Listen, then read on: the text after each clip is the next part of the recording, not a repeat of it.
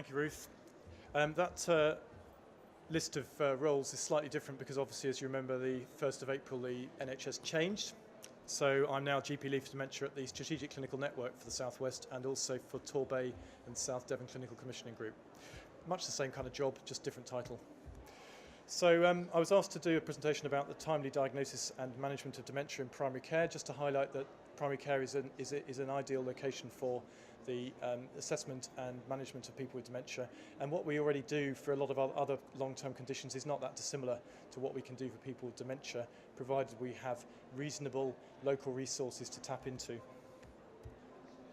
So the political background at the moment is that there is a big national government drive to improve prevalence rates for dementia, and those are measured through our GP QoF databases. So the bigger your register, the better you're doing.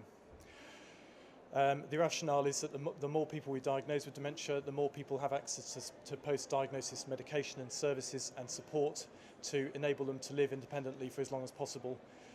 And there is some evidence to support that approach.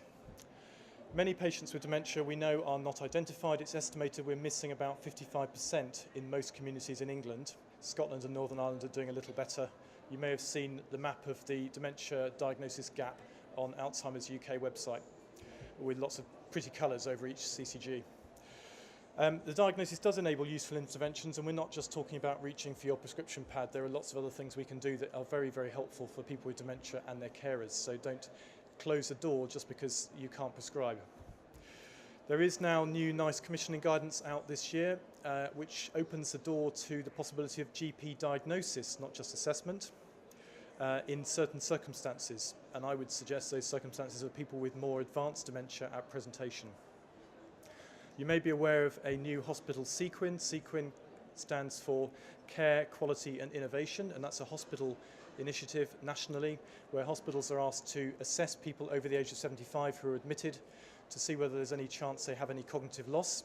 They then put them into either the delirium or dementia pathway and ask the GP after diagnosis usually to follow them up and assess whether they might indeed have a dementia.